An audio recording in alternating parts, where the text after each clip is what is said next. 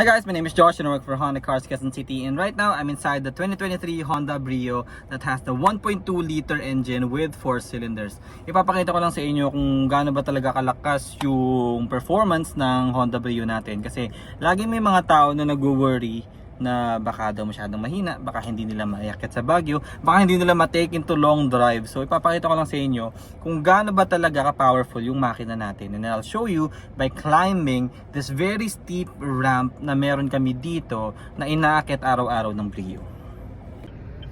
So ito yung ramp na inaakyat ng Brio natin every day. Pinagamit siya papunta sa 2nd, 3rd, 4th to 5th floors. Every day niya yun inaakyat. So I'm very confident sa kayang gawin ng Brio natin. And this is, I think, almost 45 degrees na incline. So hindi talaga problema. Now I'll show you how I just casually go up.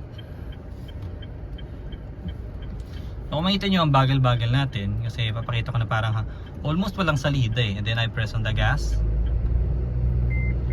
And it goes up very easily. Diba? I'm not pressing the gas pa very hard. Tama lang.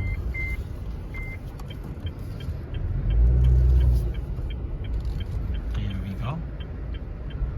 So nakita niyo naman na yung performance ng Brio natin really, for me, is outstanding. Kasi yung 1.2 4-cylinder niya is a very good combination para dalhin itong maliit na sasakyan na to. So if you're planning to go to Baguio, maybe up north to La Union, or maglo-long drives kayo pababa, papuntang South, Batangas, Cavite, or wherever you want, hindi naman kayo bibitinin ng Brio. That's why I'm very proud of this unit, this sasakyan, kasi it delivers.